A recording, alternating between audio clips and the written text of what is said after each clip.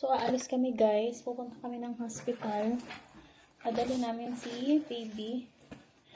Advice ng midwife yun na pumunta kanina. So, kaya nagre-ready na ako. So, babalik ako mamaya guys.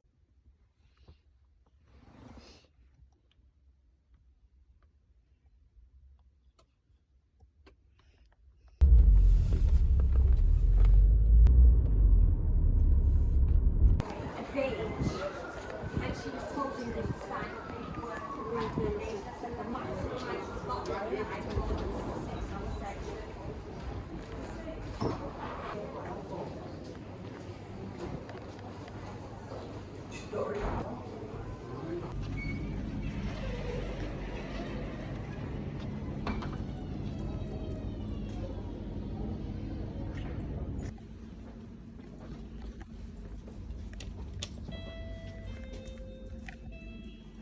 Come to the PAU, yeah. Yeah, you know where it is? Just down there. There's a desk on the right hand side.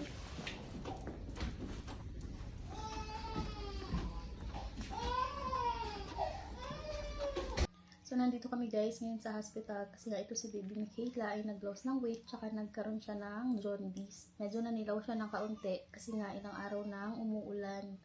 So, wala kaming araw ngayon. Pero dito sa hospital ay merong konting sikat ng araw kaya nandoon siya, nilagay ko muna.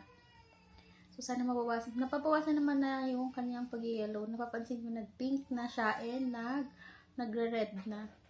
Pero kasi makikita kasi yung pagiging jaundice ng baby sa mata din. So, sana maging okay na and then makauwi din kami agad today.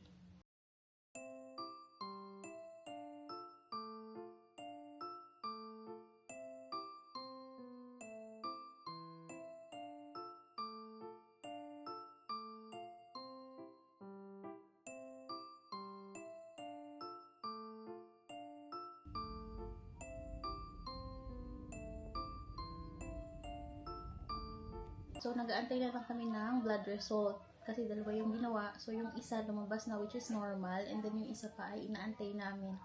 And then yung doctor daw is gagawa lang ng feeding plan. Kasi nga si baby Michaela ay hindi masyadong dumidede.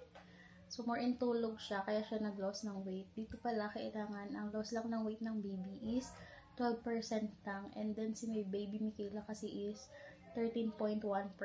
Kaya yung midwife na nag-home visit sa amin ay in-appointment kami dito sa hospital today. So, tatawag din daw ulit yung midwife na nag-home visit sa akin for tomorrow para sa mga update. So, sana lumabas na yung result para makauwi na kami. And then, yung doctor daw ay gagawa lang ng feeding plan. Hindi siya masyadong nadede talaga. So, pag binibreastfeed ko siya is more in tulog. Kaya siguro siya nag-loss din ng weight. So, sana kahit pa paano mawala yung kanyang pag-yellow kasi medyo maaraw dito at may sikat ng araw kaya kahit pa paano nabibilad-bilad ko siya. Kanina talaga medyo nag-yellow siya kasi nga ilang araw nang umuulan so wala din namang choice, walang magawa. Pero sana hindi na siya kailangang i-treatment para sa jaundice kasi parang may treatment yan, tinatapat sa ilaw.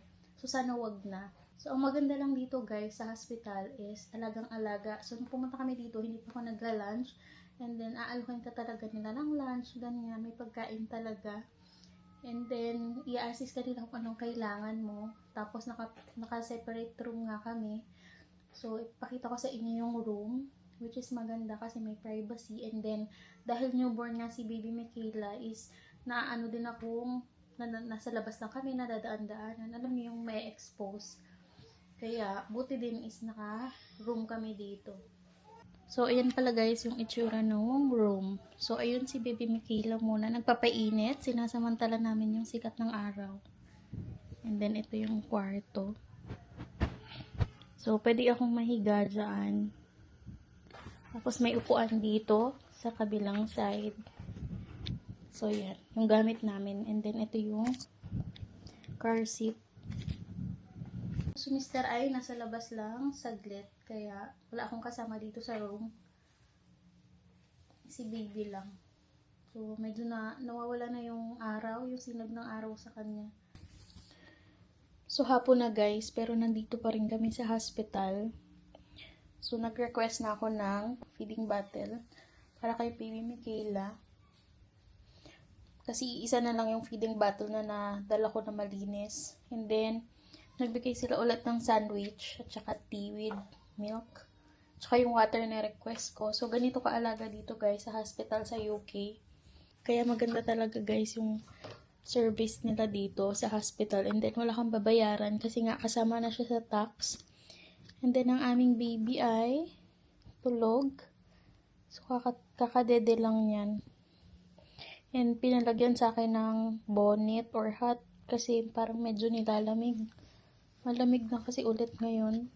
Guys, nandito pa rin nga kami sa hospital. Wala pa rin yung result ng blood ni baby Michaela. Actually, dalawa naman yun. So, yung isa may result na. And then, yung isa wala pa rin. Kaya, nandito pa rin kami. And then, medyo dumidilim na nga. Pero, okay lang. Kasi panay naman ang alok nila ng sandwich tsaka ng tea. Hindi ka magugutom. Lalo na ako lang kung uminom ng tubig or kahit na anong drinks para makapag-breast milk ako. Pero sana, lumabas na yung result ng isa. Medyo nakakainip din dito kahit na may bed. Para mahigaan, makapagpahinga, ganyan. Nakakaano din. Nakakainip. So guys, lumabas na yung another result ng kanyang blood. And normal naman daw pareho, sabi ng doktor. So, yung kanyang jaundice ay hindi daw kailangan ng treatment dahil hindi naman daw ito below the line. Ang importante is yung proper feeding. So, sabi ng doktor, dapat at least every 2 hours ay maka 60 ml si baby Michaela. Kaya ngayon, kahit tulog siya, dapat dedehin. Para, yun daw yung makakatulong din para mabawasan yung kanyang paninilaw.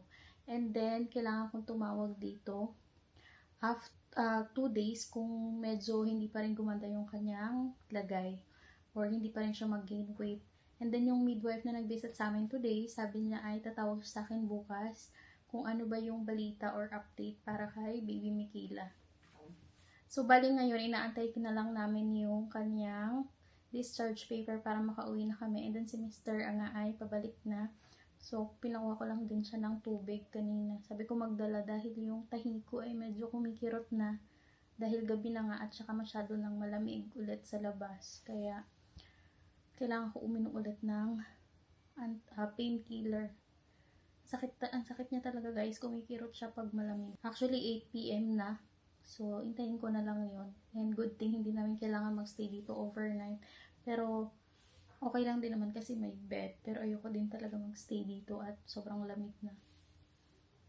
So, ang aming baby ngayon ay kahit natutulog, pinapadede ko talaga siya. Kasi nga, yun yung naging problema sa kanya. Ayaw niyang dumede or kahit pag i-breastfeed ko siya, bawa umiyak kasi siya, and then kukunin ko i-breastfeed. Sasaglit pa lang and then tutulog ulit siya. Kaya, nag-loss siya ng weight. Kaya sabi ng doktor, hindi daw normal yun kasi kailangan mag-loss lang ng weight ang newborn at least 10 days for 10%. Kaso nga si baby Michaela, 5 days pa lang, 13.1% na yung na-loss na weight niya. Kaya hindi masaya yung mga midwife doon, lalo na lagi kami may home visit. So hopefully siya ay mag-gain na nga ng weight and bumalik na sa normal.